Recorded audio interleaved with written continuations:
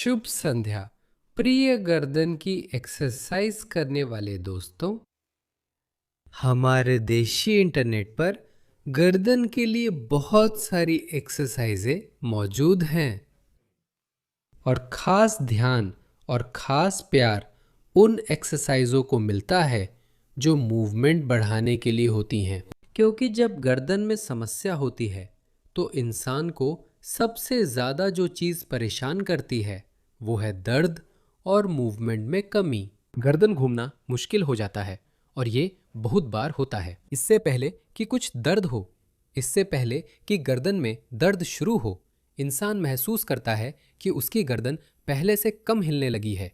घूमने, झुकने और अंतिम सीमा वाली पोजीशनों में मूवमेंट में रुकावट आती है और कुछ दर्द भी महसूस होने लगता है और यही चीज़ परेशान करने लगती है। और सबसे पहले जो दिमाग में आता है वो ये कि मूवमेंट बढ़ाने के लिए कुछ स्ट्रेच करना चाहिए, क्योंकि मूवमेंट में कुछ जकड़न महसूस होती है। आदमी जब घूमता है या झुकता है तो महसूस होता है कि जैसे कुछ खिंच गया है और सबसे पहली बात जो दिमाग में आती है वो ये है कि इसे स्ट्रेच किया जाए और ऐसे हिलाया जाए कि ये बेहतर तरीके से मूव होना शुरू कर दे। ये बहुत ही खतरनाक सोच है और यही सोच इंसान को कुछ खास एक्सरसाइज करने की इच्छा तक ले जाती है, जो आमतौर पर मूवमेंट बढ़ाने के लिए सबसे ज़्यादा पॉपुलर है। बहुत सारी एक्सरसाइजेज है जहां आपको उदाहरण के लिए सिर को पूरी तरह घुमाकर उसकी सीमा तक ले जाना होता है और फिर और ज़्यादा घुमाने की कोशिश करनी होती है। मतलब सिर को झुकाना है, फिर सिर और गर्दन और नहीं झुकती तो अलग अलग तरीकों से उसे और ज़्यादा झुकाने की कोशिश करनी है, जैसे कि दूसरी हाथ का इस्तेमाल करके, मांसपेशियों को स्ट्रेच करके या जोर लगाकर। मान लीजिए जोड़ों के व्यायाम भी बहुत पसंद की जाती है। गर्दन में दर्द से पीड़ित लोगों में भी जोड़ों की कसरत में विभिन्न कोणों पर कई बार दोहराए जाने वाले व्यायाम शामिल होते हैं। इसका उद्देश्य जोड़ों की गतिशीलता बढ़ाना और जोड़ों के तरल पदार्थ के उत्पादन में सुधार करना है। विचार अच्छा है, लेकिन दुर्भाग्यवश यह अच्छे परिणामों की बजाय बुरे परिणामों की ओर ले जाता है। यहाँ हम उन स्थितियों को देख सकते हैं जिनमें ये व्यायाम नहीं करने चाहिए। कब गतिशीलता बढ़ाने वाले व्यायाम नहीं करने चाहिए, कब स्ट्रेचिंग वाले व्यायाम नहीं करने चाहिए। ये दो स्थितियां हैं।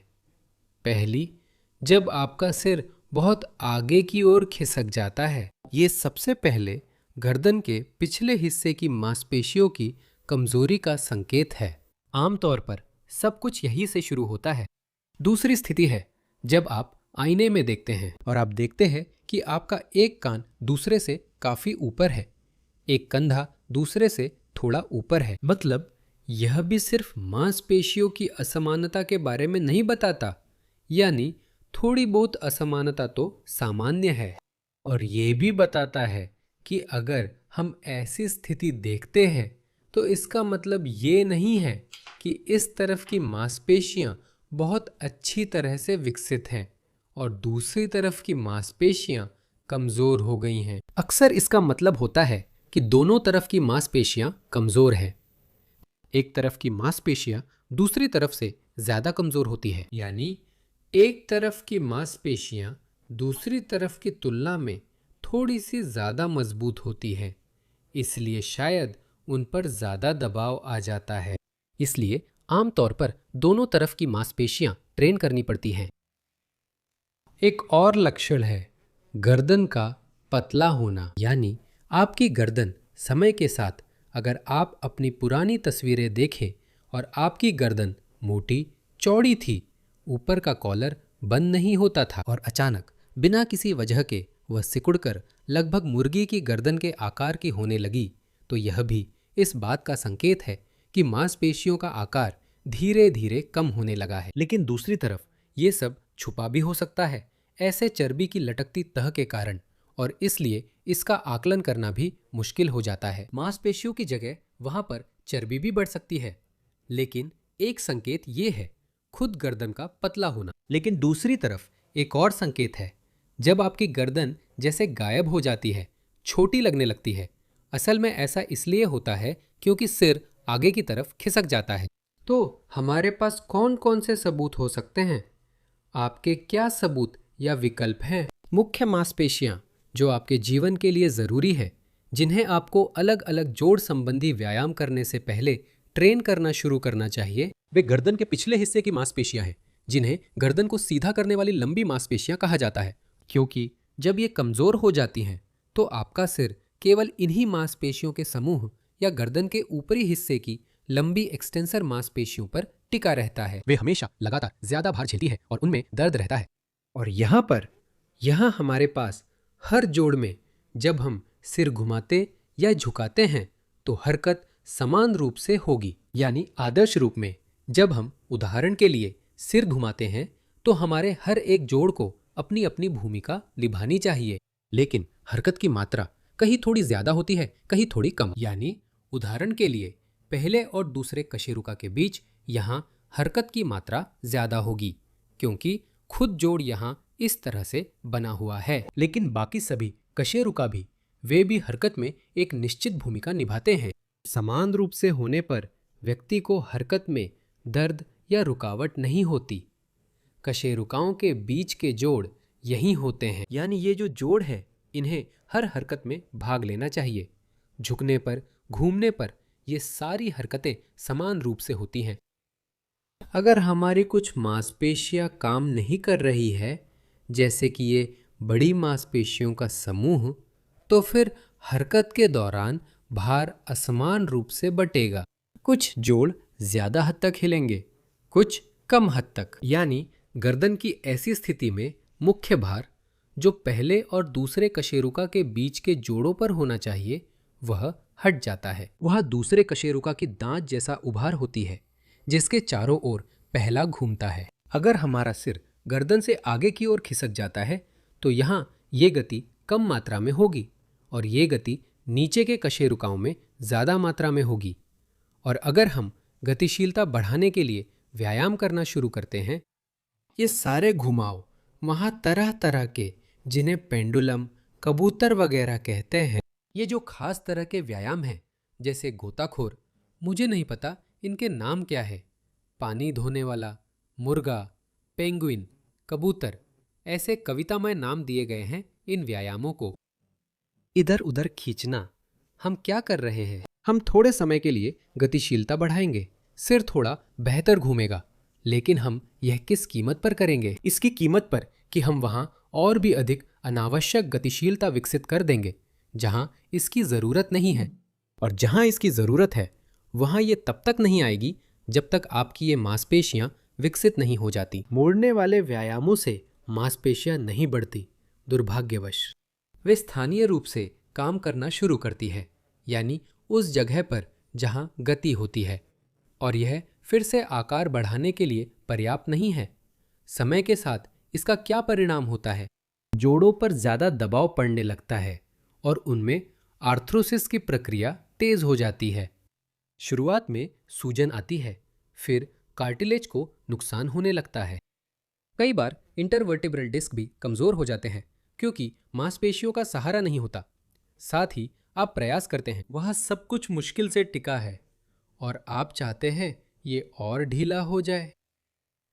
गर्दन के आगे की सतह की मांसपेशियां भी स्थिरता बनाए रखने में बड़ी भूमिका निभाती हैं। इनमें कमजोरी की प्रवृत्ति होती है क्योंकि इन्हें जीवन में बहुत कम इस्तेमाल किया जाता है। इन्हें समय समय पर थोड़ा व्यायाम और लोड देना चाहिए ताकि ये अपना एक निश्चित आकार बनाए रखे, क्योंकि उम्र के साथ अक्सर खासकर स्टर्नोक्लाइडोमैस्टोइड मांसपेशी काफी हद तक क्षीण हो जाती है और सबसे पहले सिर को घुमाने और झुकाने में दिक्कत पैदा करती है। इसका बोझ अक्सर स्केलन मांसपेशियों पर पड़ता है, जिससे ये मांसपेशियां तनकर छोटी पड़ जाती है। मांसपेशियां छोटी पड़ने पर नसों और रक्तवाहिकाओं का गुच्छा दब जाता है, जिससे गर्दन में दर्द के साथ साथ हाथ में दर्द और सुन्नता होती है। कंधे में समस्याएं आती हैं क्योंकि कंधे के जोड़ के आसपास की मांसपेशियों में कमजोरी आ जाती है।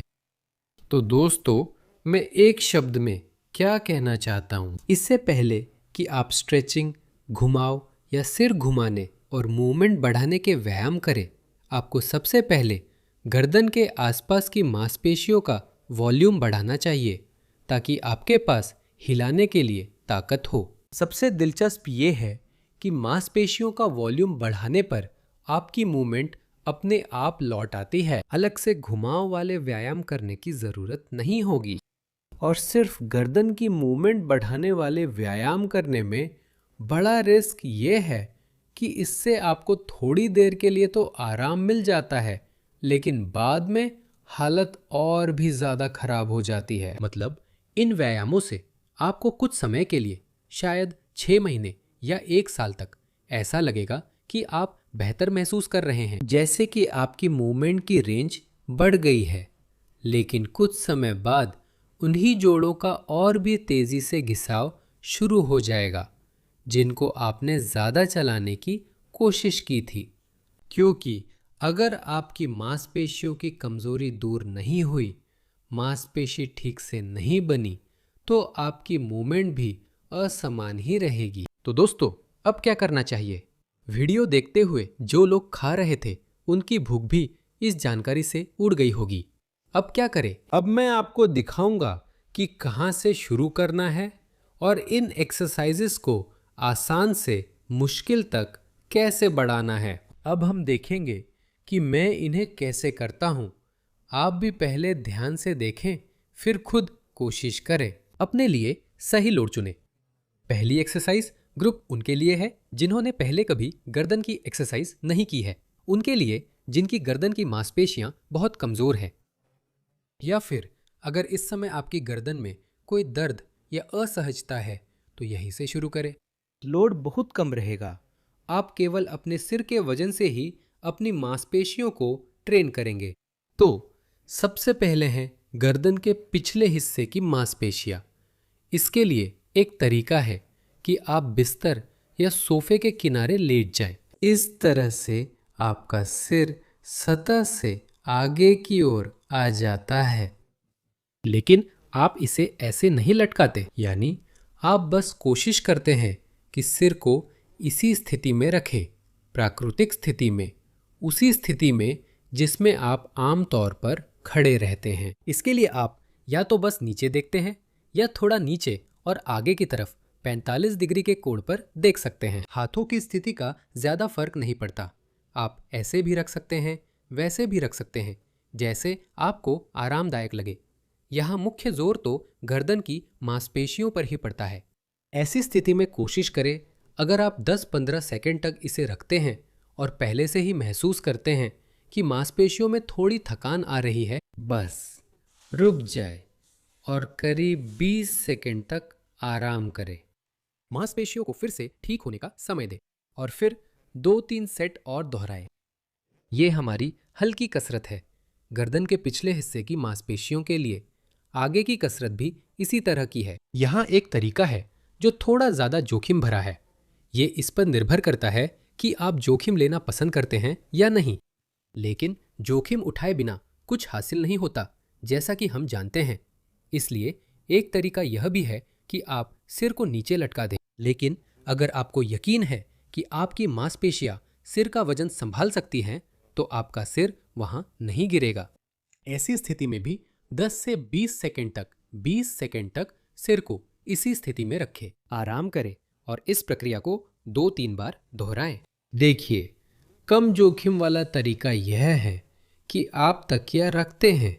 ऐसे सीधे नहीं करना चाहिए। बस जब आप सतह से सिर उठाते हैं तो उसे पकड़े रहें, क्योंकि यहाँ आपकी मांसपेशियों पर थोड़ा अस्वाभाविक दबाव पड़ता है।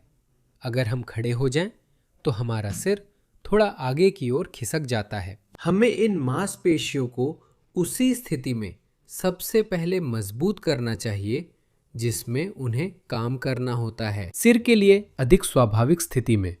इसलिए आप तकिया लगभग कंधे की हड्डियों के नीचे रखते हैं और इस स्थिति में आप सिर को ऊपर उठाते हैं और बस इसे पकड़े रहते हैं, सिर के वजन के साथ भी। अगर आप 20 सेकंड तक पकड़ सकते हैं तो एक बार में इससे ज़्यादा करने की ज़रूरत नहीं है। एक सेट में अगर मांसपेशियां बहुत कमज़ोर है तो 5 सेकंड से लेकर 20 सेकंड तक। अगर आप 20 सेकंड तक पकड़ सकते हैं तो समय और ना बढ़ाएं, बस और सेट जोड़ लें। यही चीज आप पेट के बल लेकर भी कर सकते हैं, उसे आगे की ओर लटकने न दें। और इसी तरह ऐसे बेलनाकार सहारे का भी इस्तेमाल करें ताकि आपकी पीठ गर्दन पर पड़ने वाले दबाव से आपका ध्यान ना भटकाए। इस तरह से इस पोजीशन को बनाए रखें। यानी ये सबसे पहली सबसे हल्की एक्सरसाइज है। हाँ, आगे की मांसपेशियों में ये महसूस हो सकता है, लेकिन पीछे की मांसपेशियों के लिए ये काफी हल्की है। अगर आप इस वजन को संभाल लेते हैं तो अगले चरण पर जाएं, जहां आप हल्का सा प्रतिरोध लगाना शुरू करते हैं। यह भी लगभग स्थिर अवस्था में ही भार पड़ता है, लेकिन इसमें थोड़ी सी बहुत कम दायरे की हल्की सी गति होती है। इसके लिए आपको एक तकिया की जरूरत होगी, नरम, जिसे आप दबा सकते हैं ताकत लगाकर। और इस स्थिति में आप अपने सिर के पिछले हिस्से से उस तकिए पर दबाव डालना शुरू करते हैं। थोड़ा सा वह आपके दबाव में दब जाती है और आप इसे इस स्थिति में 3 सेकंड तक बनाए रखते हैं। फिर आप इसे छोड़ देते हैं। वह आपको आपके सिर को थोड़ा सा बाहर की ओर धकेलती है। फिर से दबाव डालें, 3 सेकंड तक इसी तरह पकड़े रहे और फिर ढीला छोड़ दें। सही तरीके से करने पर तनाव महसूस होता है। ये तनाव खुद गर्दन में नहीं, बल्कि रीढ़ की छाती वाले हिस्से में ज्यादा महसूस होगा, वही जहां गर्दन के लंबे एक्सटेंसर शुरू होते हैं। अगर यहां तनाव महसूस हो रहा है तो या तो थोड़ा हल्का दबाएं या फिर फिलहाल पिछले व्यायाम वाले विकल्प पर वापस जाएं। अगर गर्दन के लंबे एक्सटेंसर भार नहीं संभाल पाते तो पहले से ही ओवरलोड सब ऑक्सीपिटल मांसपेशियां और सक्रिय हो जाती हैं, जो हमें नहीं चाहिए। और अगला चरण उन लोगों के लिए जो ये दोनों पिछले प्रकार के व्यायाम आसानी से कर लेते हैं। अब ये ज्यादा भार है। यहां आपको रोलर की जरूरत पड़ेगी। आप इसका इस्तेमाल कर सकते हैं। आप तकिया भी इस्तेमाल कर सकते हैं, लेकिन कोई थोड़ी सख्त तकिया होनी चाहिए। लेकिन असल में ऐसे रोलर बहुत अच्छे रहते हैं, लेकिन कोशिश करें कि वह बहुत सख्त न हो ताकि वो आपके सिर पर ज्यादा दबाव न डाले।